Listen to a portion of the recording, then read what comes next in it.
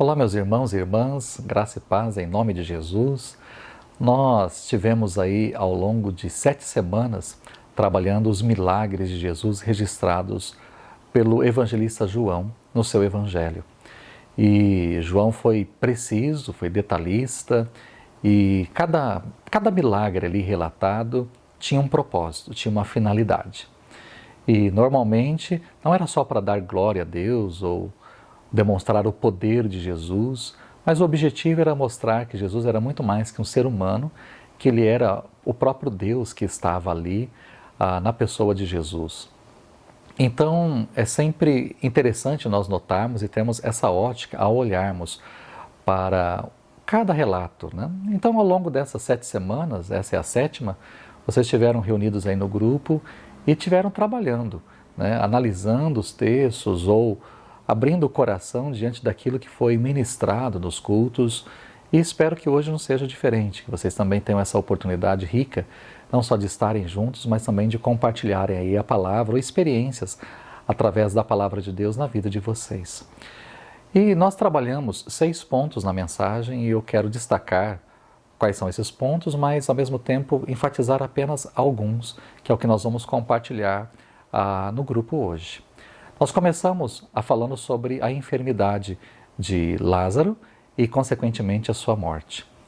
E aí falamos que, apesar da amizade, né, deles serem amigos de Jesus e estarem em contato com Jesus, em convívio com Jesus, Lázaro não ficou blindado, e nem a sua família blindada de uma situação, de uma situação complicada, de uma enfermidade, de uma gravidade e de uma morte. Então não é porque somos amigos de Deus ou temos uma vida, um relacionamento com o Senhor, que também não passaremos por dificuldades na vida. Nós, apesar de sermos amigos de Deus, apesar de termos amizade, caminharmos com o Senhor e sermos cristãos, nós também podemos e iremos sofrer gravidades na nossa vida, e talvez você esteja presenciando isso de forma muito pontual hoje. Algo que você está vivenciando e que você fala, puxa, mas justo eu, e que tenho buscado, e que tenho orado, e que tenho sido fiel, que tenho contribuído, que tenho trabalhado, feito, tenho tido uma postura diante de Deus, justamente comigo tem acontecido essa situação. Ou seja, todos nós podemos passar por uma situação igual Lázaro e a sua família passaram. Quando eu olho para a história, nós também vimos a questão do pedido, né? As irmãs mandaram uma mensagem para Jesus porque elas queriam que Jesus viesse a fim de curar Lázaro daquela enfermidade.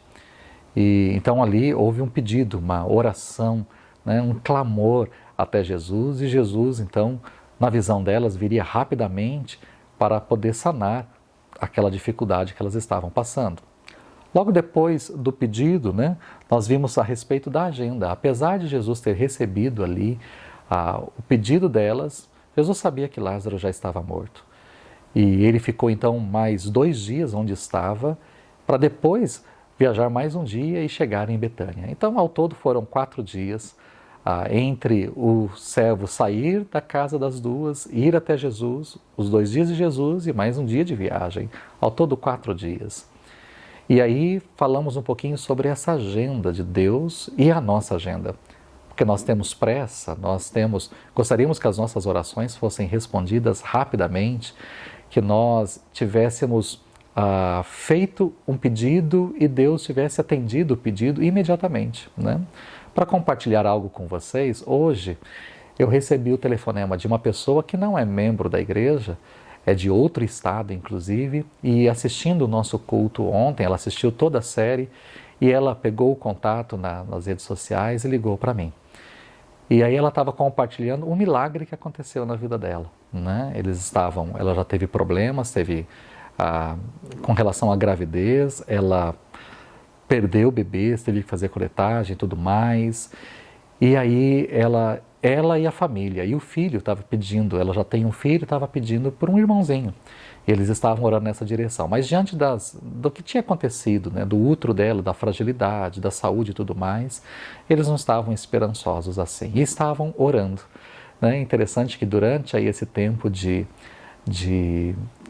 campanha, vamos falar assim, dessas 7 semanas, ela estava assistindo e acompanhando à distância as mensagens e orando para que esse milagre acontecesse na vida dela. E hoje, né, estou gravando isso na segunda-feira, hoje ela me ligou para falar da novidade, né? E falou, pastor, a gente estava assistindo, a gente estava orando, pedindo, era algo que nós queríamos há muito tempo.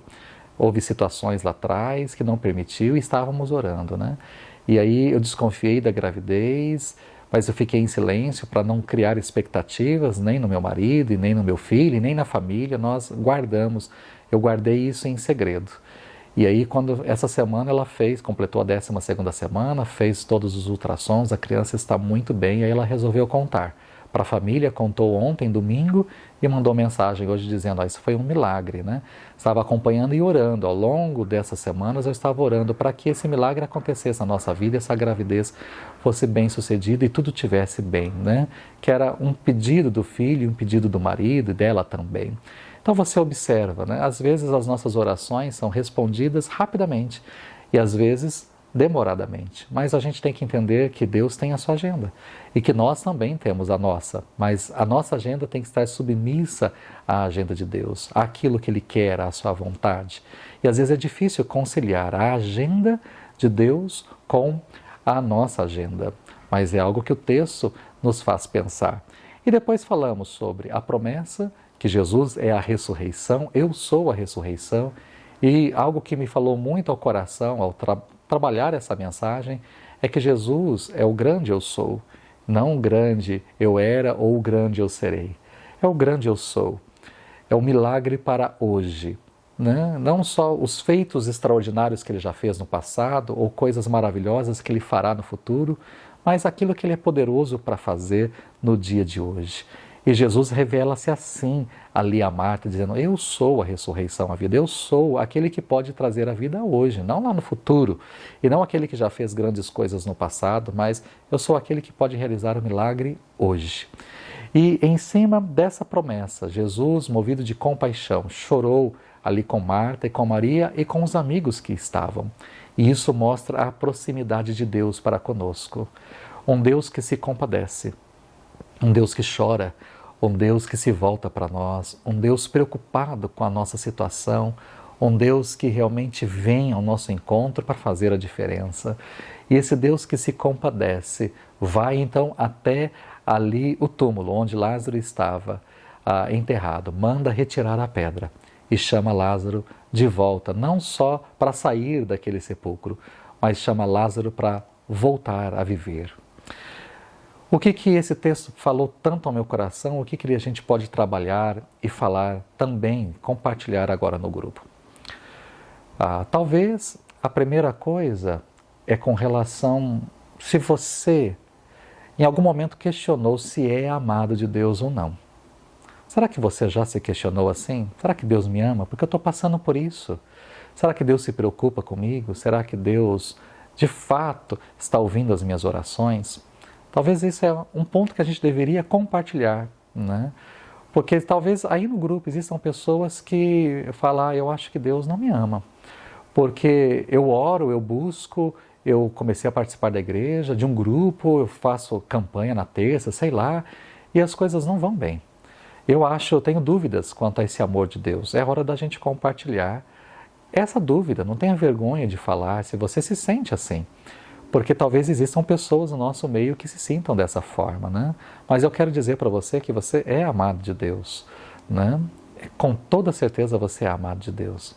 Uma segunda coisa que a gente poderia compartilhar aí no grupo é com relação à agenda, né? Porque você tem orado e buscado a presença de Deus por um objetivo, por um motivo talvez específico, mas parece que Deus está demorando. Essa é a impressão que você tem, que Deus está demorando em responder. Deus está demorando em trazer uma solução para a minha vida.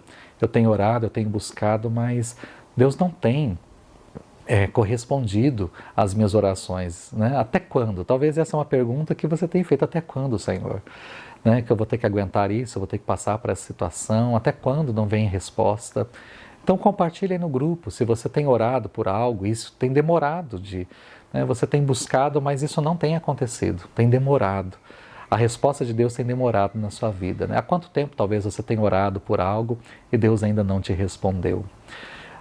E talvez um outro ponto, se der tempo de vocês compartilharem, que eu acho interessante, é a respeito desse agir de Deus hoje, desse milagre de Deus hoje.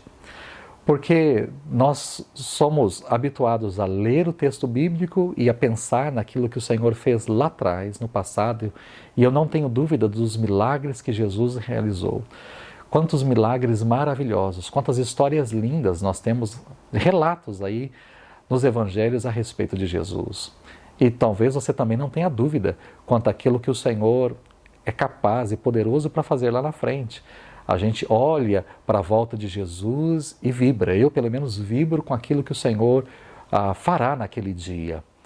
Mas e hoje?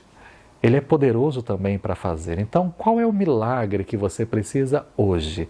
O que é que você espera de Deus hoje? Não seja como Marta, não tenha seu olhar lá atrás, no passado, e não só lá no futuro, mas olhe para o hoje, porque Jesus disse para Marta, Marta, se creres, verás a glória de Deus. Você vai ver hoje a glória de Deus, mas eu preciso que você tenha fé, que você creia, né, que eu sou a ressurreição e a vida. O que é que você precisa crer hoje para que o milagre de Deus aconteça na sua vida? Então compartilhe aí com o grupo qual o milagre que você está aguardando, o que é que você espera de Deus, não lá no futuro, vamos pensar no agora, o que é que Deus pode fazer agora? Qual o milagre que Ele pode operar agora na minha vida? Por que eu tenho orado? Para qual motivo eu tenho orado? E o que Ele pode fazer na minha vida agora? Para que esse milagre de Deus venha para você, venha sobre você e você em tudo seja abençoado.